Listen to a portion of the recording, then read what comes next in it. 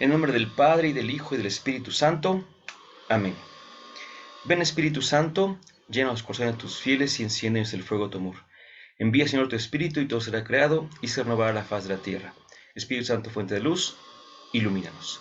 En nombre del Padre, y del Hijo, y del Espíritu Santo. Amén. Sean todos bienvenidos a este segundo tema de nuestro curso acerca del encuentro de la fe con la humanidad. ¿Qué significa esto de encuentro de la fe con la humanidad?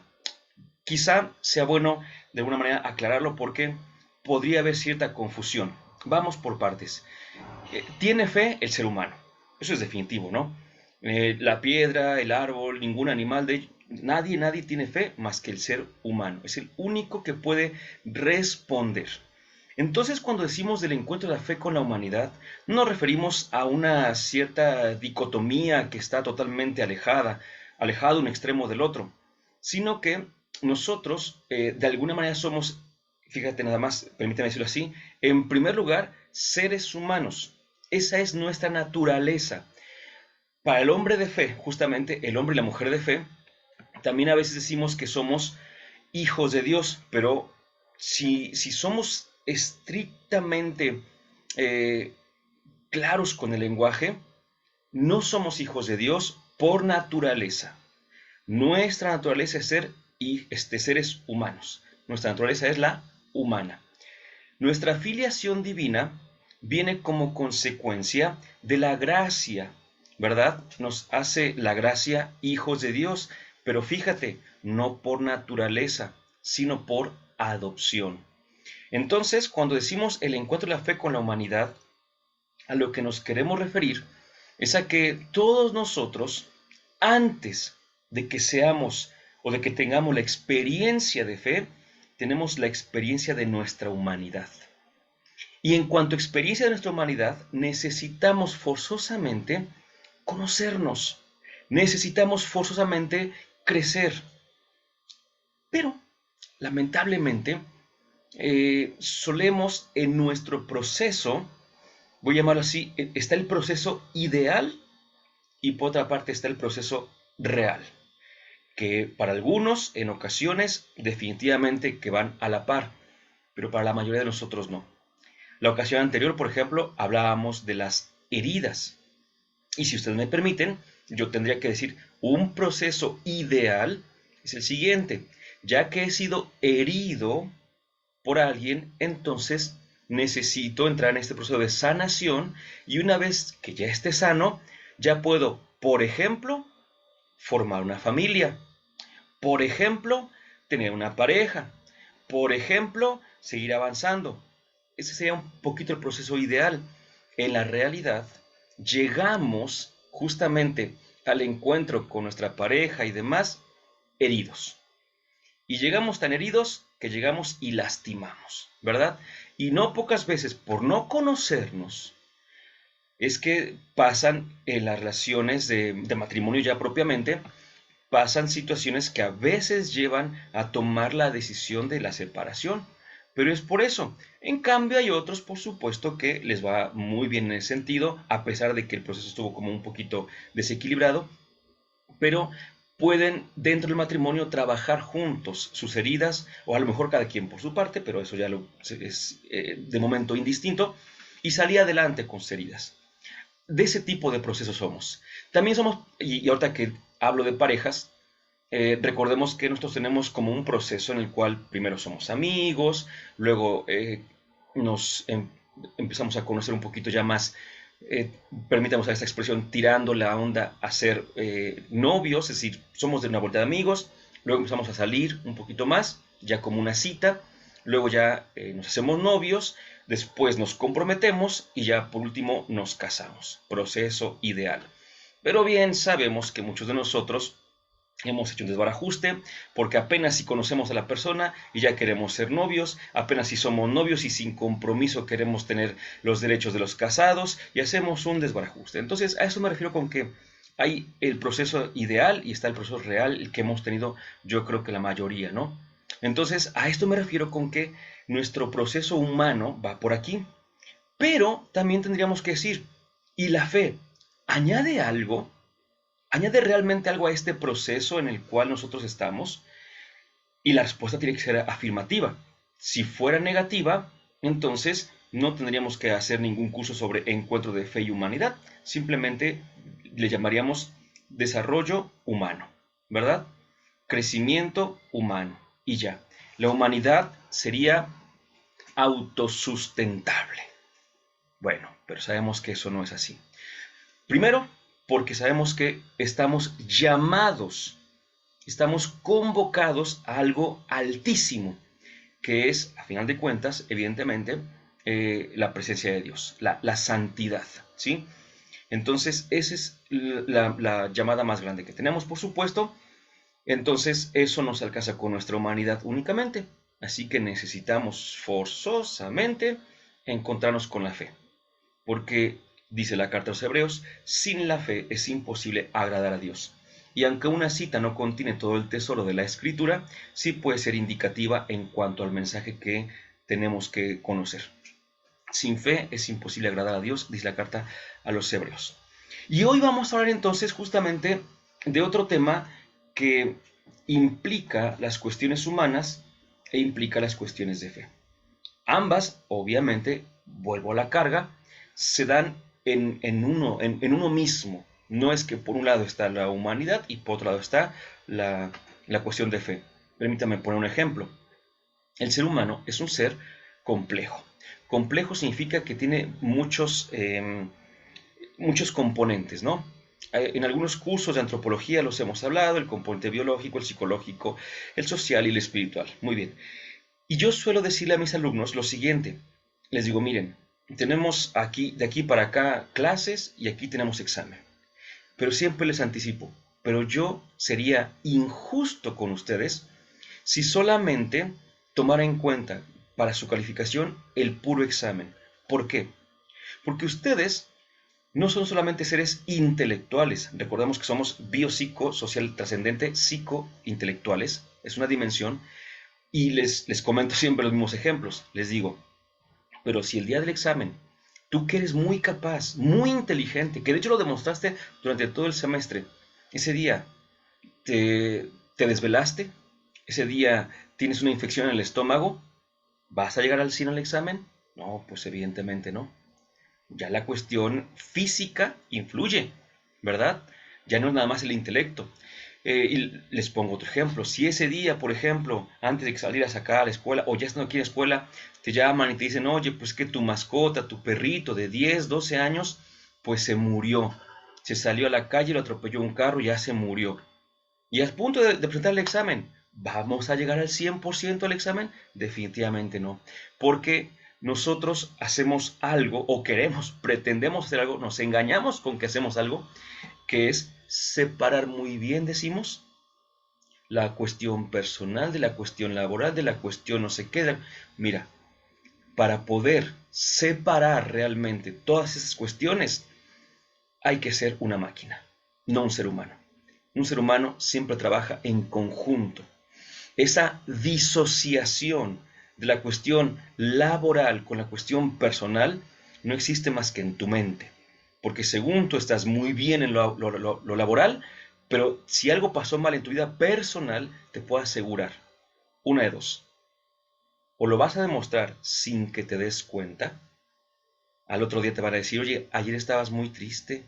Oye, ayer estabas muy enojado. Oye, ayer, porque se nota, se refleja. O la otra opción, o no te importa tu familia, ¿verdad? No te importa tu cuestión personal, porque solamente así no influiría en ti. Entonces hay que ser, hay que de alguna manera hacernos responsables de nuestra persona íntegra, no solamente de una parte de nuestra persona, ¿no? A mí, por ejemplo, ya personalmente, nunca, jamás me ha gustado que se alabe, por ejemplo, cuando dicen, fulanito cantante, se murió su mamá, se murió su papá, le avisaron, pero el show debe continuar. Y salieron a cantar.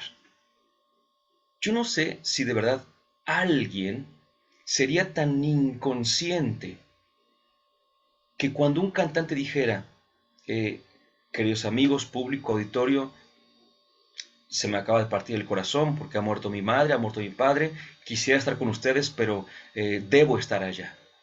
por el afecto. Yo no creo que nadie dijera, no, queremos que cantes y no sé qué tanto. ¿Cómo puede cantar?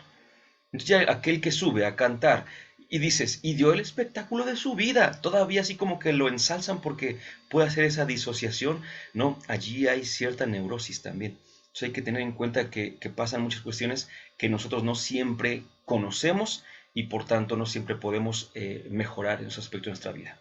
El tema del día de hoy, discernimiento y crisis. Vamos por partes entonces. Y lo primero que hemos de decir dentro de nuestro curso de encuentro de fe con humanidad es una cosa bien sabida por todos nosotros. Tenemos un deseo. Y el deseo que tenemos es el deseo de infinito, de eternidad. Suelo, de verdad que suelo ponerme a pensar en esto y no he encontrado a nadie que no desee su realización. Nadie. Y en este sentido de la realización, por ejemplo, no traje aquí las hojitas, pero ahora que estamos empezando semestre, a mis alumnos les hago una actividad inicial y les pongo una serie de preguntas y entre algunas de ellas está la de ¿qué es el éxito para ti?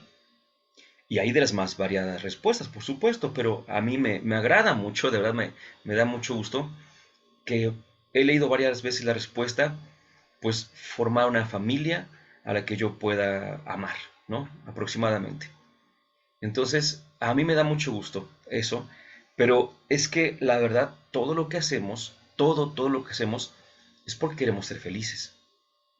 Esa es la primera cuestión, que ya le hemos comentado antes, pero que nunca va a ser suficiente el recordarlo. Todo lo que haces, al final de cuentas, lo haces porque quieres ser feliz, porque tu corazón, porque tu interior, porque tu mente, porque todo tu ser te grita plenitud, te grita felicidad. Cada partícula de tu cuerpo, cada pensamiento que recorre tu mente, lo que busca es la felicidad. Y como hemos dicho antes, si alguien de pura casualidad, tuviese un pensamiento, un deseo de algo perjudicial objetivamente para él o para ella, eso, él o ella, no, lo más seguro es que no lo puedan ver así, o no lo estén viendo así, o definitivamente estén cegados ante esa posibilidad. Pensemos, por ejemplo, cuántas veces, y hace un par de, perdonen, pero la pandemia, saben que nos conflictuó la memoria, pero creo que hace un par de años, iba a decir de meses, pero creo que hace un par de años, es que salió un video donde una joven novia de una persona, pues lo apuñaló. Pero el video fue viral no porque lo hubiera apuñalado, algunos se recordará, sino porque pues ella le decía que no quería perderlo, que quería estar con él, ¿no? Y que él era su felicidad y que él era su todo y demás. Y bueno, y sabemos que aunque esto pueda ser un poquito así como, dice uno, incongruente a más no poder, pues la verdad es que sí encontramos este tipo de relaciones que al día de hoy llamamos tóxicas, ¿verdad? Pero pues que son relaciones nocivas totalmente para ambas personas, por supuesto, ¿no? ¿A qué me refiero con esto? A que incluso la persona que está con alguien que le miente, que le golpea, que le es infiel, una persona que le es nociva, incluso esa persona está con ella porque ve cierta ganancia al estar junto con esa persona.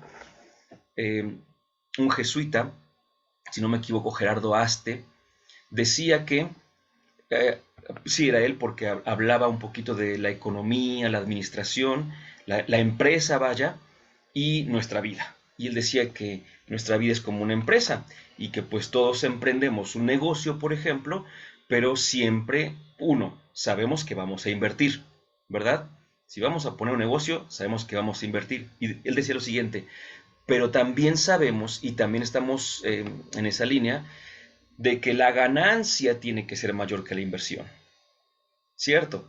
Entonces, en cuanto que tiene que ser mayor la ganancia que la inversión, es un negocio lucrativo, por así decirlo, ¿no? Sería absurdo pensar que invertimos para perder, invertimos para ganar. Entonces, a esto me refiero cuando pongo el ejemplo de la gente que está en una relación de ese tipo o en un empleo igual, en donde tú quieras, en tu vida, en cualquier aspecto, tú inviertes a lo mejor bien físico, a lo mejor bien afectivo, inviertes algún bien, pero esa es tu inversión. En tu cabecita eso es lo que estás invirtiendo y en tu cabecita vas a ganar más de lo que estás invirtiendo. Es decir, vale la pena que lo aguantes, por así decirlo, en tu cabecita, insisto, lo cual no implica que sea algo real, porque recordemos que este anhelo de felicidad, aunque después lo voy a tratar de otra manera, bueno, pongo aquí nada más una seña, así X, ahorita que empiece el otro, si no le recuerdo la seña en la siguiente diapositiva, por ahí nada más me ponen una reacción en su camarita, ¿sale? Porque es de la siguiente diapositiva. Bueno, queremos ser felices y tenemos que entender eso. Y no es egoísmo, es realización. Cuando hemos sido creados, no fuimos creados para mediocridades, no fuimos creados para lo mínimo de lo mínimo, fuimos creados para lo máximo de lo máximo. Todos aquellos que dicen por ahí es que mi humildad me impide buscar algo más que el otro. Mira, si tú me dices, y yo te creo, si tú me dices que estás buscando a Dios, dime qué hay más grande que Él. Nada. Entonces, creo que ya es hora de que nos pongamos de acuerdo que estamos buscando lo máximo de lo máximo. Así que esa como supuesta humildad de pensar que el otro puede estar encima de mí, pasar encima de mí y que yo no valgo y que yo no sé qué tanto, dejémosla porque no fuimos creados para eso. Fuimos creados para la mayor realización y por eso en nuestro corazón está ese deseo y eso es justamente lo que llamamos felicidad. Punto número 1. Sobre esto entonces, para poder pasar a la segunda lámina, la tercera más bien, tenemos que ver una cosa, que el camino no es único.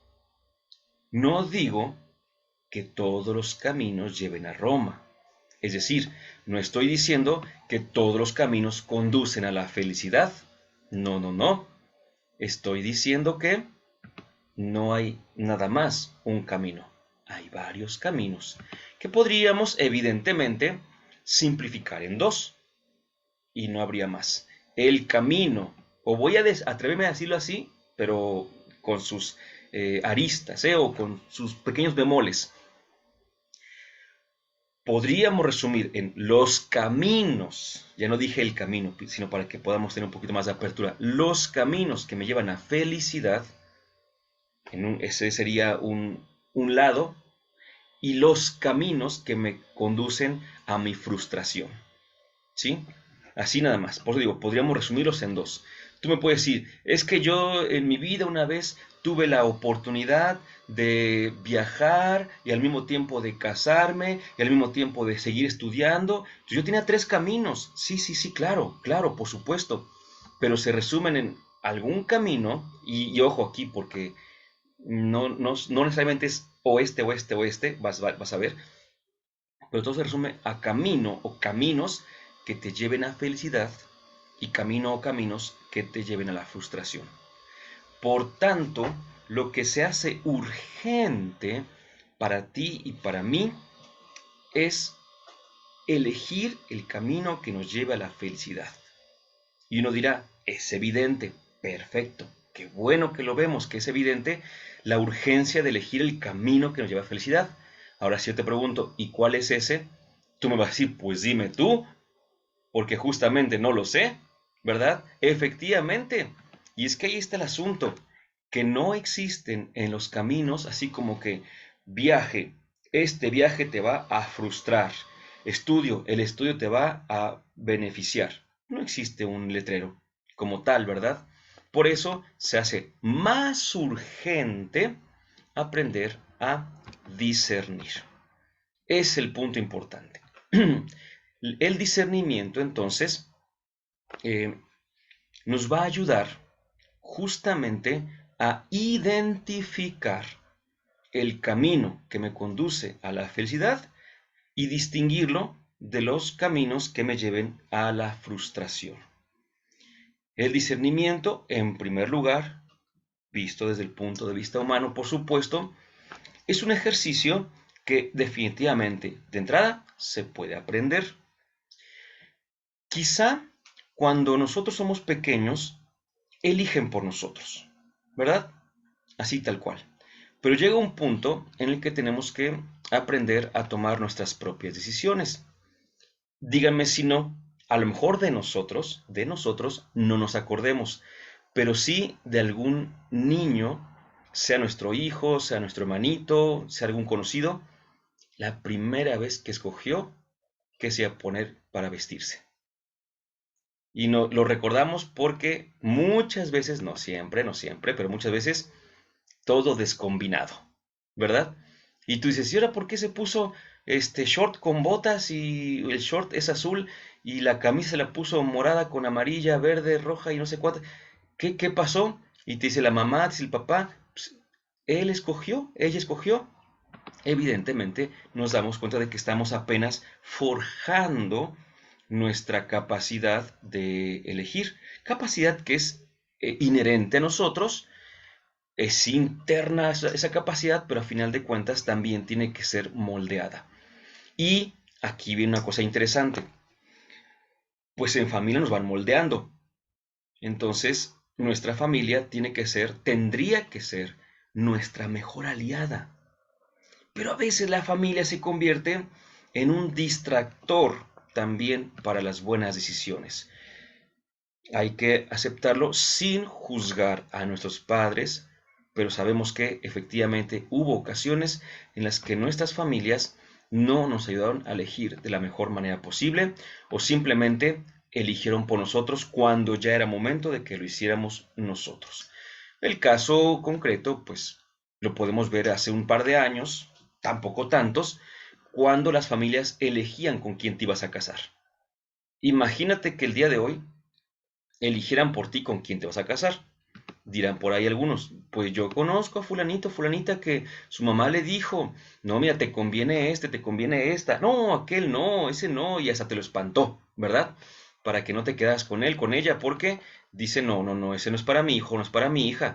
Entonces, se toman esas atribuciones que evidentemente no les corresponden, por supuesto, pero a eso voy, ¿no? Han decidido por nosotros cuando ya era momento de que nosotros decidiéramos. Entonces se están forjando. Pues yo me acuerdo mucho de una persona que me comentaba y lo recuerdo porque después trató de buscar justamente su camino, que decía que quería estudiar eh, ingeniería civil, si no me equivoco. Era una mujer.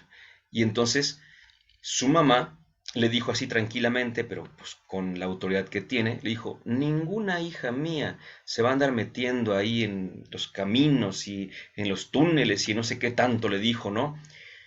Dice, no, no, no, si quieres estudiar algo así, se estudia arquitectura. Las arquitectas sí, no sé qué tanto y no sé cuánto más, estudió arquitectura y después pues tuvo sus conflictos, obviamente, porque no es lo que ella, a lo que ella se sentía llamada, ¿no?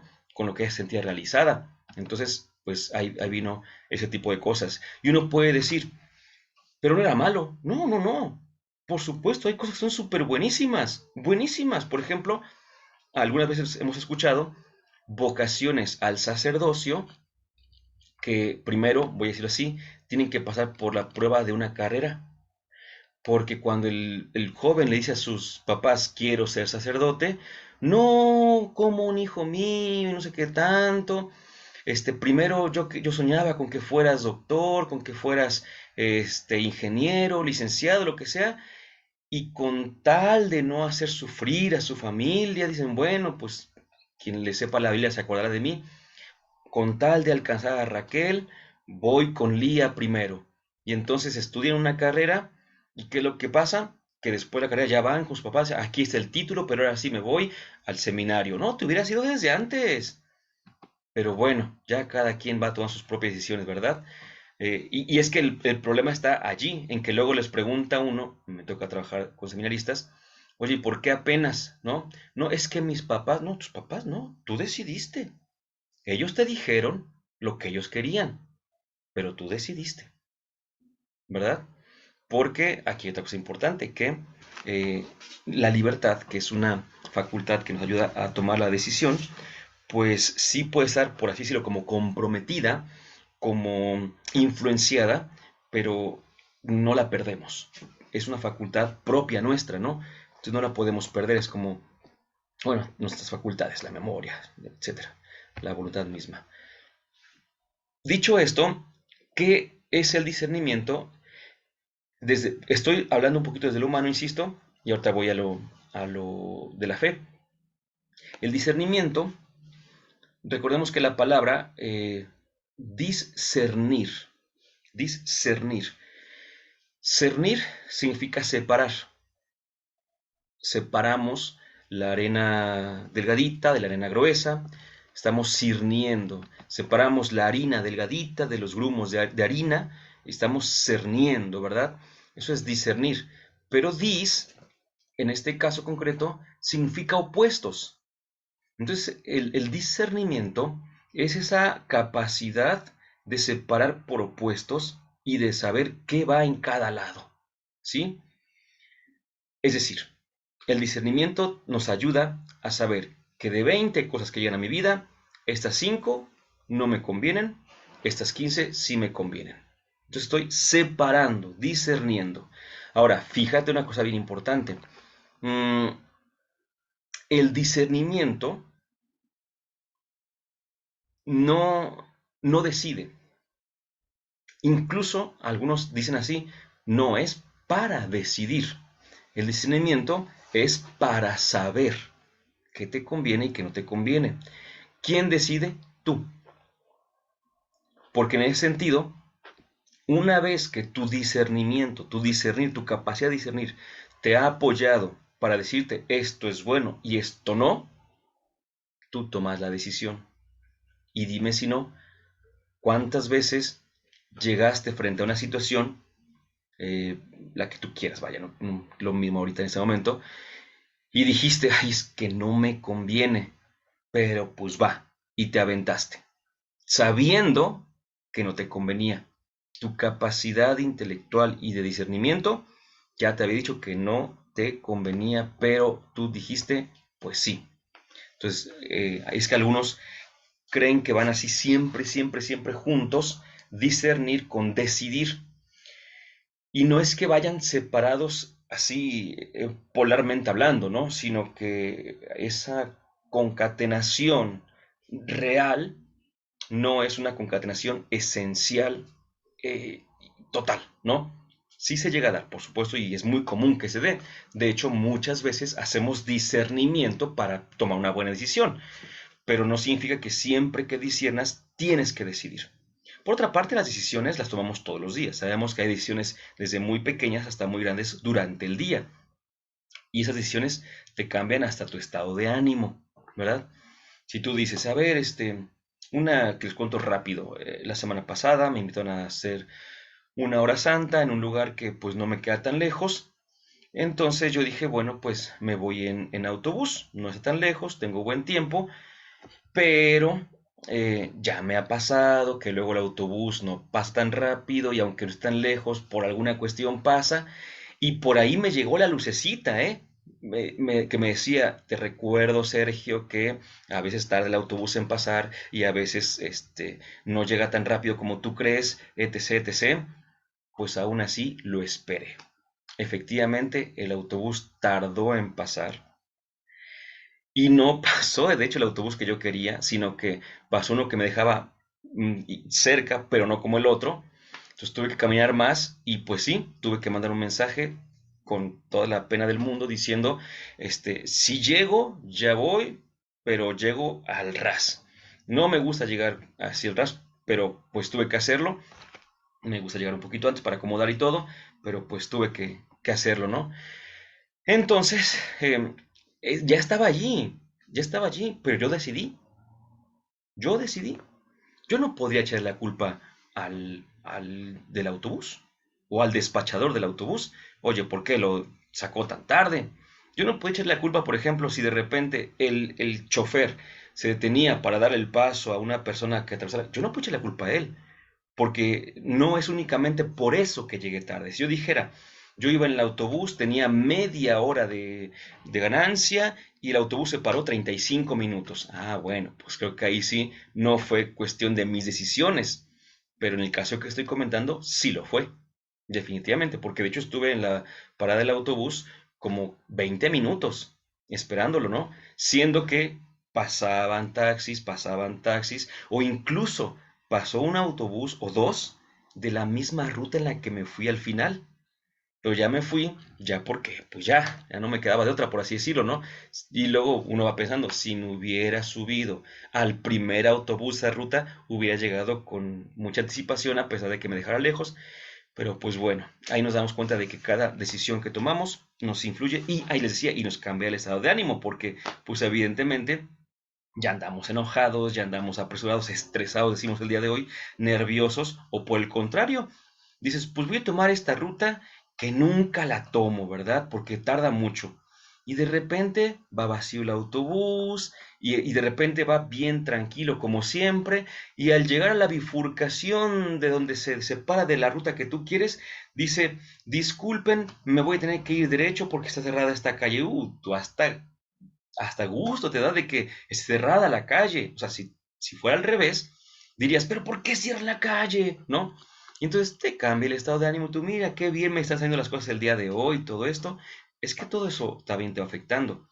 Y bueno, ahí va el discernimiento. Es necesario, pues, que aprendamos a discernir. Es necesario, es importante y el día de hoy es urgente. Que tome, decía un jesuita también, decía, tomar buenas decisiones es urgente. Es urgente tomar buenas decisiones. Ya hemos tomado muchas, pero actualmente necesitamos tomar ya, ahora, en este momento. Pero hay ocasiones que se presentan ante nosotros las famosas crisis. He querido ilustrar el punto con esta lámina. Sin embargo, quiero que hoy le levantemos la condena a las crisis. Quiero que hoy las entendamos. Y no me refiero a ese coaching que hacemos el día de hoy de que la otra vez comentábamos, no, no te preguntes por qué, sino para qué te está pasando esto. A veces pasan cosas que no tienen nada que ver con la vida, ¿sí? Ya uno le quiere encontrar sentido, es diferente a que tenga un sentido. Es muy diferente, ¿verdad? Que tenga a que tú le des sentido. Pero repito, quisiera que le levantemos la condena porque eh, las crisis, uno, no son ni buenas ni malas. En realidad, las crisis son inevitables. No tienen un valor o una calificación moral para empezar. Uno puede decir, oye, pero es que fíjate que murió toda mi familia, ¿cómo es que eso no es malo? No, a ver, espérame tantito. Eso no es que no sea malo, es que eso no es crisis, ¿sí? ¿Qué es una crisis? En realidad, la palabra viene del griego krinein, y krinein significa decidir, optar, ¿sí? Las crisis no son momentos adversos, son momentos de decisión. Es justamente cuando el camino se bifurca frente a ti. Eso es una crisis. Una crisis no es que tú vas bien contento en tu vida y de repente te empiezan a moler con 20,000 garrotazos. No, ese es un momento malo, pero no es una crisis. Una crisis tenemos que entender que es cuando estás necesitado, urgido de tomar una decisión. Caso concreto que luego escuchamos. Y bueno, y no me cierro a que usemos la palabra, sino a que entendamos a qué nos referimos. Por ejemplo, una crisis matrimonial. A ver, tú me dices que estás pasando por una crisis matrimonial. ¿A qué te refieres? Pues es que estamos teniendo muchos problemas y no sé qué tanto. Ajá. ¿Y eso qué? Pues una crisis, ¿no? No. Mientras no te esté llevando a tomar decisiones, no es una crisis. Son situaciones adversas. Pero eso no es una crisis. Por ejemplo, hay gente que les ha ido súper bien en su matrimonio y se separa. súper bien en un sentido mundano, debo aclararlo, porque no es que eso sea lo bueno, tal cual, ¿no? Así, exactamente, absolutamente. No, pero hay gente que tiene un momento de estabilidad, o cuántas veces hemos escuchado eso, ¿no? Decimos, fulanito cantante, fulanito futbolista, fulanito no sé qué tanto. Está con su novia desde hace 10 años, que ya vive con ella, no es su esposa en ese sentido.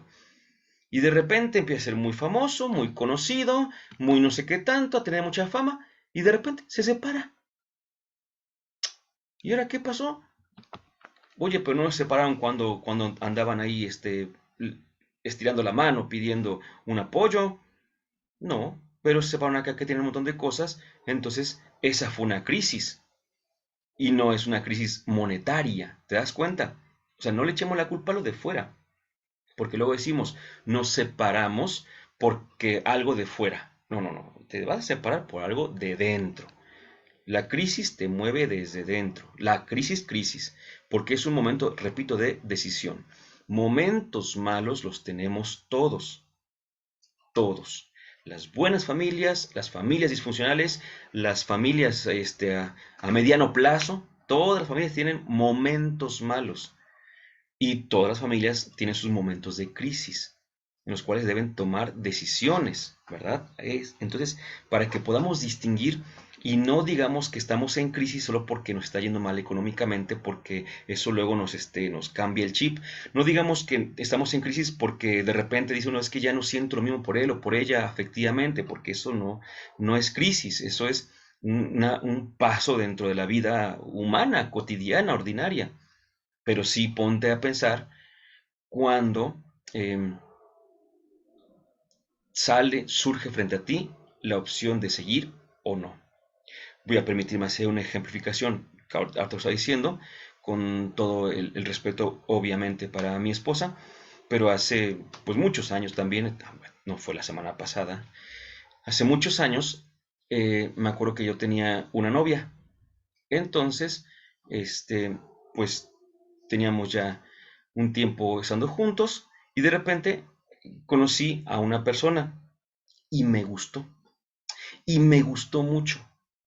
Entonces, fíjate qué interesante porque como me gustó y me gustó mucho, yo empecé a darle vueltas al asunto y dije, no sé por qué, eh, se supone, yo así decía, se supone que yo quiero a mi novia, entonces, ¿por qué me gusta alguien más? Y mi conclusión fue, se me hace que ya no la quiero mucho, porque como que ya hay un gusto, porque sí, hagan de cuenta que me llamaba mucho la atención la otra joven, ¿no? Dije, entonces se me hace que ya este gusto ya me está haciendo ver que ya no me gusta o me atrae tanto la persona con la que estoy, pero me estaba yo engañando, ¿no? Porque en realidad, en una relación, puede cualquier día de la semana, de lunes a domingo, tú estás con alguien, con tu novio, con tu novia, con tu esposo, con tu esposa, y pasa delante de ti alguien que te gusta. Y porque hay gente que al decir gusto, ya también le mete la parte del interés. No, no, no, no, no, gusto, gusto, el puro gusto, ¿no? Entonces hay alguien que te gusta y ya tú decides, ojo, tú decides si alimentas ese gusto por la persona pensando en ella, en nuestro caso ya del día de hoy mandando mensajitos o respondiendo mensajitos y aumentas el gusto y cada vez te gusta más y no sé qué tanto, o si de repente pues tranquilamente dices, no, pues sabes que yo sé que me gusta, pues voy a poner aquí un alto porque yo decido respetar a mi pareja, sea mi novia, sea mi novio, sea mi esposa, mi esposo, en ese sentido, ¿no? Entonces, no creamos que el gusto es razón suficiente. En aquel entonces, efectivamente, terminé con esa novia por la otra persona. Ya después dije, no, pues no va por ahí. No regresé con esta novia, definitivamente, ni anduve con la segunda, pero pues en ese sentido, mis decisiones me llevaron justamente a estar durante un tiempo solo también, ¿verdad? Eso me ayudó mucho también para entender otras cosas, pero bueno, sobre eso les contaré en otra chocoaventura, en otra novela, ¿verdad? Nada más de momento que entendamos que lo de fuera puede condicionar e influir, pero al final de cuentas la crisis la tienes tú. Lo que a mí me demostró en ese momento es que yo ya no estaba tan seguro en mi decisión de estar con esta persona. Y donde que llega algo, y yo le eché la culpa a eso, ¿verdad? No, pues fue por esto, fue por aquello, fue por lo otro. No, no, no, era por ti. Y yo nada más andaba buscando un poquito. Entonces, a eso me refiero con los momentos de crisis. Las crisis, eh, aquí viene una cosa bien bonita, pero permítame que lo diga con esta expresión muy nuestra, una chulada de verdad. Una chulada de verdad. En, en la carta a los hebreos, fíjense cómo tanta emoción me hizo olvidar es Hebreos 5, pero no me acuerdo si es 11. Creo que es 5:11. Ya después ustedes, o si tienen ahí la mano. Ah, pues yo aquí tengo la mano, la Biblia, por supuesto, ¿verdad? Rápidamente, permítanme 5 segundos, es que se me fue un poquito por andar ya queriendo decirles esto, que es una hermosura. Hebreos 5:11. No, no es 11. Es 14. Fíjense qué bueno que revisé. Hebreos 5:14. Escuchen lo que dice aquí. Dice, en cambio, el manjar sólido es de adultos, de aquellos que, por la costumbre, tienen las facultades ejercitadas en el discernimiento del bien y del mal. Escuchen eso. Tienen las facultades ejercitadas en el discernimiento del bien y del mal. Aquí viene una chulada. Dice específicamente la palabra discernimiento. ¿Estamos de acuerdo? Tal cual, lo dice. Para alguno de ustedes que quiera con toda tranquilidad eh, decir cómo se dice, o ver cómo se dice discernimiento en griego, pueden poner en el buscador de internet Hebreos 5:14 interlineal español griego. Y ahí van a ver la palabra discernimiento y van a ver las letritas griegas. Y aunque no sepas, aunque tú pones el cursor arribita y ahí te dice cómo se dice en griego. ¿Sabes cómo se dice discernimiento en griego? Diácrisis. Y diácrisis está formada por un prefijo, dia, y una raíz que es crisis. Es decir, todo discernimiento desde su interior comporta una crisis. Diácrisis. Dia en griego es un prefijo que significa a través de. Crisis, ya dijimos, viene de krinein, que es juzgar, optar por. Entonces, discernimiento, de alguna manera, permítanme decirlo así, de alguna manera, significa a través de la opción. Cuando te dije al principio qué significaba discernir, lo vi un poquito desde el latín, la raíz latina, discernir. Pero aquí te lo digo desde la raíz griega. Y si esto no es suficientemente hermoso para ti, tengo otra cosa más bonita que decirte. ¿Cómo puede ser posible algo más bonito que lo que acabamos de escuchar, que el discernimiento comporta dentro de sí crisis siempre? Pues que resulta que la palabra crisis tiene una raíz ya no tanto griega, sino al griego llegó. Al griego llegó. Pero en sus hojitas, que les envié ya al grupo de WhatsApp, hay uno que habla de las crisis. No sé si alguien ya empezó a leer por ahí, porque ahí nos dice que la raíz original de la palabra crisis, es compartida, por ejemplo, con la palabra crisol. Crisol es esta cosa por la cual pasa el oro que está por purificarse y que al final de este proceso sale el oro, ¿verdad? Muy bien. Pero también está relacionada, está emparentada con la palabra crisálida. Crisálida es esta de las etapas de las mariposas, ¿verdad? ¿Se acuerdan? Que la mariposa es oruguita y luego se queda pegada en una ramita del árbol y se hace una crisálida y de la crisálida surge la mariposa.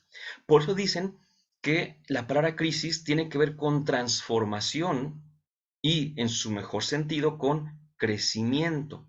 Y ahí sí te puedo decir que a través de las crisis crecemos. Ahí sí. Pero por si esto no fuera poco, aquí está la belleza. Crisis, crisol, crisálida. Se llega a afirmar que la palabra crisis también está emparentada con la palabra Cristo, ¿verdad? Entonces, esto no es una postura romanticona, sino lingüística. Porque evidentemente cuando hablamos del Cristo, del Mesías, hablamos de un ungido para algo en particular. Y sabemos que la unción transforma. Hace que una persona común y corriente, la unción, hace que una persona común y corriente se convierta en sacerdote. Hablo del Antiguo Testamento. Se convierta en profeta. O incluso la unción hace que se convierta en rey. La unción transforma. ¿Y cómo se dice ungido?